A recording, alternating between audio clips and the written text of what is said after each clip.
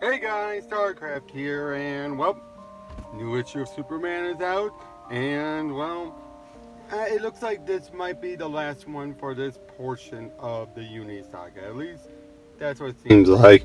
I know like something that says, "Oh, typical Bendis ending," and I'm just looking at like it pretty much wraps up a lot of stuff up to this point. Some satisfactory, others not, and basically, it's what's leading to something else and shows more and more changes that Bendis is making to Superman.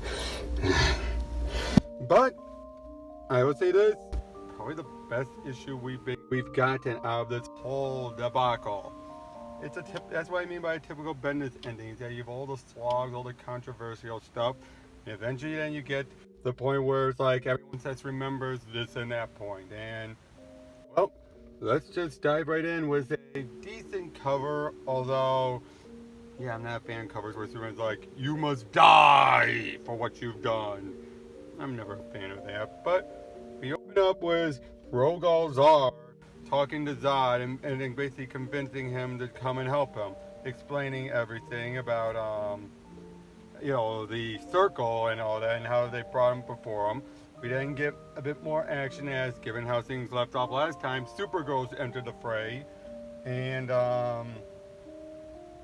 yeah, and so it's a nice action scene. She just comes in, throws a big chunk of asteroid, it looks like, at a ship, and then Superman's continuing to fight on with the Rogal-Zar as they do, and yeah, it's again, just most of this stuff is a fight.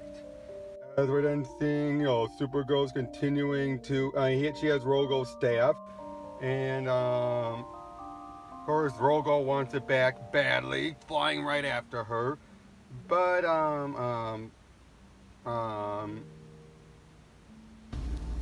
but yeah, they continue. She just continues fighting. But then when as he's flying right towards her, Supergirl turns around and decks Rogal, and a nice artwork. Again, everybody's artwork is great. And we then see John looking over and sees Krypto coming to him and giving him a lick. Then we see Zod comes after Superman. The two stare at each other. Then a whole pages of seemingly nothing. We'll get to that.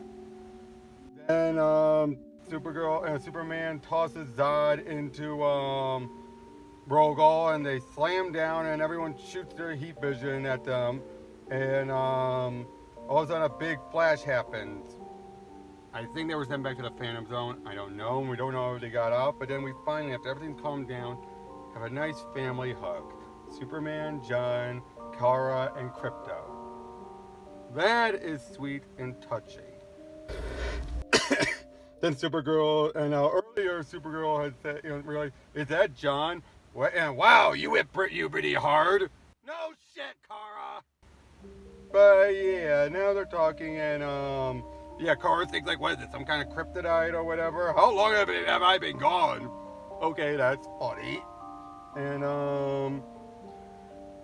yeah, they're basically now starting to wonder why was everyone attacking him, why it's the galaxy on the edge of disaster, and yeah, basically Kara explains a bit about how she's been trying to find out if his claims are true, and yeah, they are. He did destroy Krypton, and the thing is though, the circle, or group we saw beforehand, they did nothing to avenge them or honor their memory. They cut their cover up instead. And yeah, we didn't find out a bit more. And Kara explains a bit more, saying how she can't stay. She has proof, and she needs to reveal it to Gandalo. That's a person from her book that she's been dealing with. And yeah, he then basically, this is where it gets a little wonky. Jor-El then basically goes off saying how my people, my planet, I'm still doing everything I can to make the universe a united, better place. And yet, they don't want it. And then this throws in the face entirely of the Oz effect storyline, as he basically now starts saying, it was the one thing I on Earth could definitely teach you. I love that you love Earth, and I love that Earth loves you. And I understand why that would be enough to keep you there. But because of that, you have a very stilted perspective of how the universe works. No! No! No, Bendis, no! If that were true, then the Legion superhero, he would not be able to help him out in their early days or anything like that. And then we get the next whammy. Supergirl says she needs to take John with her. Why? Why? And even Superman starting to say, like, no, he stays with us. Then Jor-El reveals his suit has a galactic teleporter slide in it. Yeah, basically he could transform all around. Would have been nice to know that earlier, Jor-El! And basically now this allows him to go back and forth. I think this is an excuse to explain why John can be back on Earth from now on, yet still dealing with Supergirl. Funny how Ben is one of those guys who can give those coincidences. And then, yeah, the two are about ready to leave. And,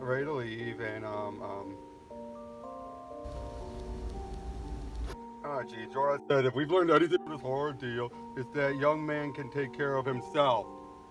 Wow, Bendis, if you're really going for that. And then, well, basically, they start, and Superman's okay with it, let him go. And then even they're like, Lois is going to kill me. Give it out, she's been in Clark.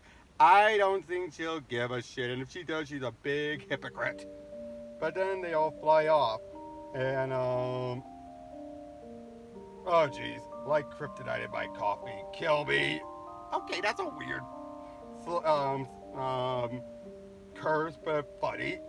But Jor-El starts explaining things about the circle, how he was a part of it all, and then Jor-El asks, "What did Zod talk to you?" Going back to last issue, turns out Zod and Superman talked in at super speed, so I want to get all that conversation out very quickly. And well, we actually at least find out how, yeah, Jor-El helped Rogal-Zar, hoping to betray him just to get out of the Phantom Zone, and basically he wanted Superman to help him. And basically they both agree they want to know who knows about Krypton's fate. So yeah, they are still talking a bit more and seemingly arguing, and yeah, basically it turned out they're working together against Rogal-Zar and everything. So I actually like that, showing that Zod is a general and he knows what how to play the sides. I like that. I really do. And even Superman says, General Zod is the one being forced right with me. Did you know ahead of time that Krypton was targeted? And basically they try to make it seem like all of this was the explanation to why like even asked, like, is that how you're still alive? No, Clark, that was because of Dr. Manhattan. Although I wonder if Bendis is still keeping that consistent or not. But, and even says, oh, are you Mr. Oz, Jor-El, Grandpa? And they soon arrive at the remains of Krypton, where we're going to get the real, actual truth about Krypton. Like I said before, this feels like the end for a lot of stuff. But at the same time, I feel like the Unity Saga isn't going to really end. But I'm not sure if I'm going to continue on with this or not. I don't know. Depending on what you guys want. For the most part, this was a alright, but still so many issues. It actually feels like something happened. You know, the stuff with Zod at least resolved, showing how he's actually working with Superman, which I like. We're at least having some questions starting to be answered. It's just that, well, these questions shouldn't have been asked. But as far as answers, at least it's coming out a bit better. But then you have this other stuff like Superman letting John leave again. And then it's like, oh, Lois is going to kill me. And then it's like, again, all the character inconsistencies are wonky. Then you have, like, we're starting to question, is Bendis reversing what Jeff Johns did? Or is he still playing it close to the vest? What the hell's going on? Things like that. I don't know. I really don't know right now. But depending on what you guys do, I'll continue on. If you don't, if you feel like no, this is a good ending point, or if you guys don't say anything at all, I'll stop. I might stop here. Might do more. Who knows? Depends on how the next issue goes. But yeah, that's all I have to say about it. And it's all right for an endpoint, but still so many problems surrounding everything else. As long as I say, guys, see you later.